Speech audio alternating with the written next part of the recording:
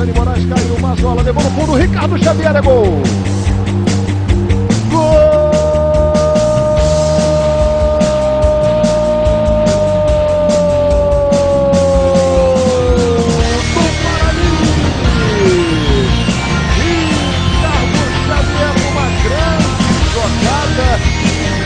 Guarani, na puxada do contra-ataque no segundo minuto.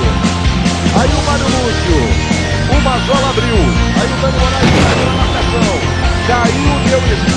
No Brinco de Ouro, Guarani e Fortaleza. Ricardo Xavier aproveitou esse lançamento maravilhoso, limpou a zaga, o goleiro e fez o primeiro no time de Campinas.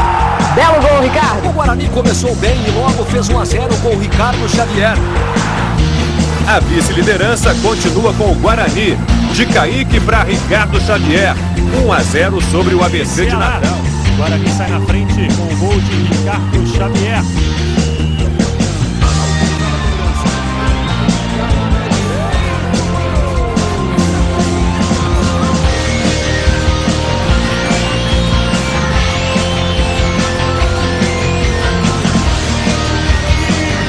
O Xavier cobrou bem e ampliou para o time de Campinas.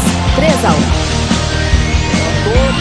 Desvio, saiu Luiz, sobrou! Gol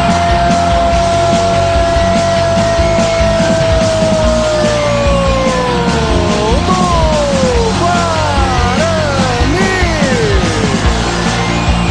O Ricardo Xavier estava lá. O zagueiro do São Caetano atrapalhou o próprio goleiro. Baiano vai jogar essa bola lá dentro da grande área do Ceará. Partiu o Baiano, bola perigosa, fechou, toque pro gol! Gol!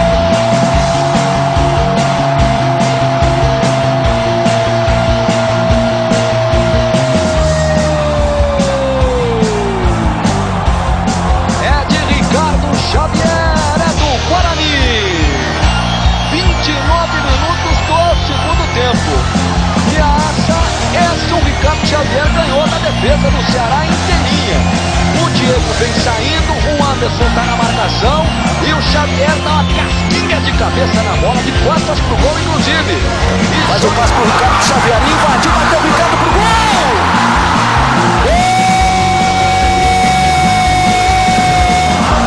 É de Ricardo Xavier! É do Guarani! 3 minutos de partida aqui no Brinco de Ouro, uma jogada muito rápida do time burreiro.